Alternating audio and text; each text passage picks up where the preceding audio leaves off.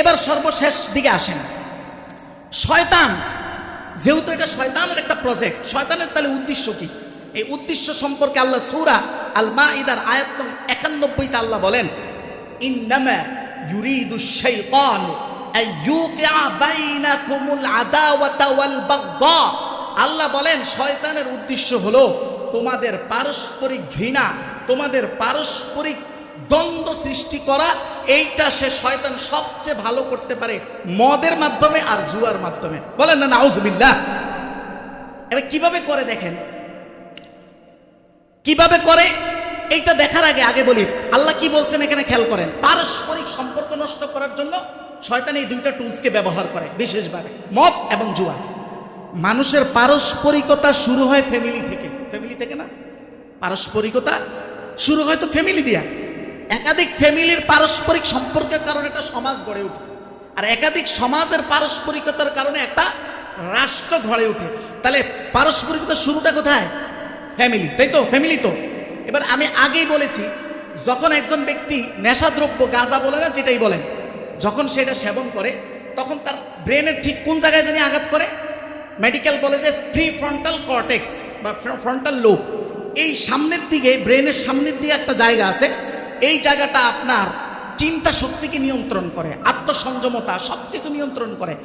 যখন এই ব্যক্তির এই জায়গাটাতে আঘাত করে তখন তার মধ্যে চিন্তা শক্তি হ্রাস পায়, আর এই চিন্তা শক্তির হ্রাস পায় বিধায় এই মদ গাজার সাথে সম্পৃক্ত ব্যক্তিরা দেখবেন কথায় কথায় স্ত্রীর উপরে হাত তোলে। ঠিক না বেটি?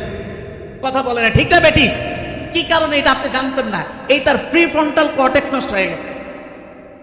2 নাম্বার, তার ফ্যামিলি থাকবে না। 2 নাম্বার কারণ, তারা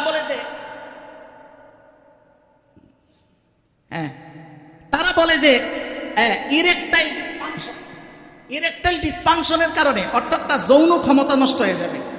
এখন যৌন ক্ষমতা দেখেন, এই সমাজে যত পরকীয়া হয় এর 60 থেকে 70% পিছনে হলো এই মদ গাজার ভূমিকা। হয়তো ব্যক্তি এখন মদ গাজা খায় না, কিন্তু এক সময় খায় তার ভিতরের সব নষ্ট করে দিছে, এই ফাংশন সে নষ্ট করে দিছে। স্বাভাবিকভাবে যখন একজন স্ত্রী তার স্বামীর কাছে পূর্ণতা পাবে না, 80% ক্ষেত্রেই সে ভিন্ন পুরুষের দিকে চোখ দিবে। বলেন না নাউজুবিল্লাহ। ভিন্ন পুরুষের দিকে চোখ দিবে। আপনাকে তো জানাও না, এটার মূল কিন্তু মদের থেকে, মদ কিন্তু গাঁজা থেকে, ইয়াবা থেকে। আমি এমন এক ঘটনা শুনছি, যে বিভিন্ন জীবন গল্প বলে না, বহুত আগে, এরা প্রায় 10 বছর আগে শুনছি। এক লোক এই কথা বলতেছে যে আমি এইভাবে, আর সব বলতে পারবো না, তারা এখানে অনেক ভিন্ন ধরনের কথা। তো সে বলছে যে এইবার ইয়াবা খাইতো, সেই ইয়াবার কথাই বলছে। আমি মনে হয় ওই জায়গার থেকে প্রথম ইয়াবার কথা জানছি। তো ইয়াবা খেয়ে সে অনেক অপকর্ম করছে। একটা সময় পরে আপনার তাকে ফ্যামিলি থেকে বিবাহ দিল। বিবাহ দেওয়ার পরে সে হঠাৎ করে আবিষ্কার করলো তার মধ্যে কোনো ফিলিংস নাই। তার মধ্যে সে কিন্তু বলতেও পারে না, তার কিন্তু ভিতরে সব শেষ হয়ে গেছে, বিকল হয়ে গেছে, তার মধ্যে কোনো ফিলিংস নাই। 1 দিন যায়, 2 দিন যায়, বিবাহর 3 দিন যায়, তারপরে সে ডাক্তারের শরণাপন্ন। ডাক্তারের কাছে যাওয়ার পরে ডাক্তার যখন চেক আপ করে বলে যে ভাই আপনি এই মুহূর্তে পুরুষ না মহিলা না, কিচ্ছু না, আপনি একটা সাধারণ মানুষ। এই কথা জানার পরে এই ব্যক্তির জীবনে আর কিছু আছে? আপনি বলেন তো, একটু জ্ঞান দিয়ে বলেন, এই ব্যক্তির জীবনে কি আর কিছু আছে? মূল ভূমিকা কোথায়? এই মদ গাজা, এই ইয়াবা। তারপরে বলতেছে তারপরে এখন কি করব? পরে ওই আনুষ্ঠানিকভাবে যেইভাবে বিবাহ হয়েছে, ওই আনুষ্ঠানিকভাবে বিবাহ ভাইয়া দিছে। পড়া কপাল। চিন্তা করেন, এরকম হাজার হাজার গল্প, এরকম একটা গল্প না, হাজার হাজার গল্প। এটা হলো 2 নাম্বার, তার সংসার টিকবে না। 3 নাম্বার কারণ, যেহেতু তার প্রি ফ্রন্টাল কর্টেক্স নষ্ট হয়ে গেছে, এই প্রি ফ্রন্টাল কর্টেক্সটাই নিয়ন্ত্রণ করে আপনার দায়িত্বশীলতা। এই যে আপনার স্ত্রীর প্রতি একটা দায়িত্ব আছে, স্ত্রীর প্রতি একটা দায়িত্ব আছে। একটা কথা বলে দেই, এটা আবার কোন মাইন্ডে নেন আপনারা জানি না। আমার স্ত্রীর আজ থেকে 1 সপ্তাহ বা 1.5 সপ্তাহ আগে আপনার হঠাৎ করে আপনার এটারে বলে চুলকানির মধ্যে, এটা সাধারণ চুলকানি না, এটা হলো, এটাকে একটা শক বলে, একদম একটা শক, মানে মুহূর্তের মধ্যে সে মরেই যাবে এরকম একটা অবস্থা। এমনভাবে তার সারা শরীর, আমি তো এই রোগের সাথে আগের থেকে পরিচিত না, আমি এত ভয় পাইছি। তখন আমার মস্তিষ্কের মধ্যে আসছে যে এই বড় কিছু বইটা গেছে, এখন এই চিকিৎসা করতে যায় যদি বাড়িঘর বেচে দিতে হয়, আমার তখন মস্তিষ্ক বলছে আমি 100% রাজি। এই যে দায়িত্বশীলতাটা, এটা কোত্থেকে আসছে? কারণ আমার প্রি ফ্রন্টাল কর্টেক্স ঠিক আছে, ওর মধ্যে নাই। ও মাত্র একবেলা খাবারের খোঁজ নেয় না, কারণ তার এই প্রি ফ্রন্টাল কর্টেক্স নষ্ট হয়ে গেছে। চিন্তা করছেন আপনি? এই জন্য দেখবেন বউ পোলাপাইন রেখা কই চলে গেছে, কোনো খোঁজ খবর নাই।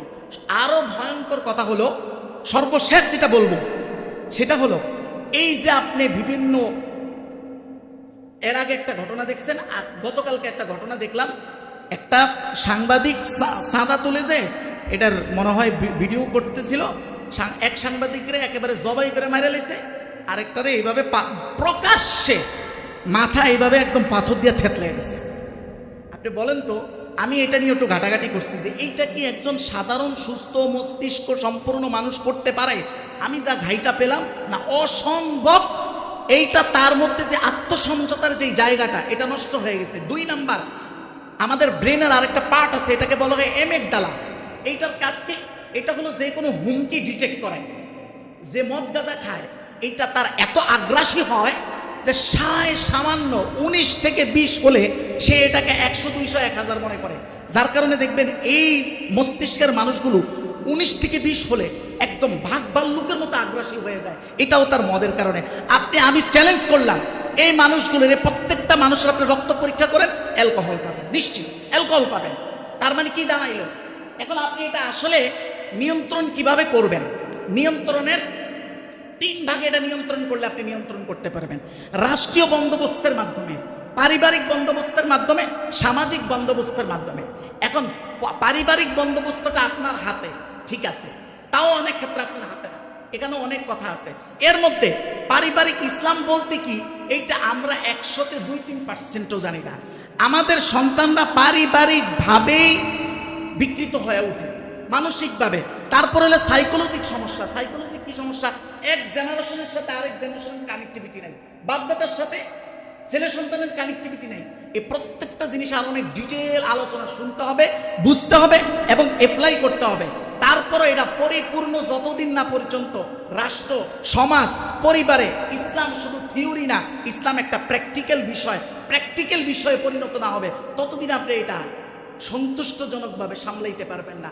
তবে আমাদের ক্ষুদ্র চেষ্টার জায়গা থেকে আমরা যতটুকু বলতে পারলাম, বুঝাইতে পারলাম, আমার কোনো যুবক ভাইয়ের যদি এই ধরনের স্বভাব থেকে থাকে, আল্লাহ যেন আজকের আলোচনা থেকে তাকে এই পথ থেকে বের হওয়ার, টার্নিং নেওয়ার, তার যেন মানসিকতা এবং হেদায়েত আল্লাহ যেন তাকে দেন। সবাই বলেন আমিন।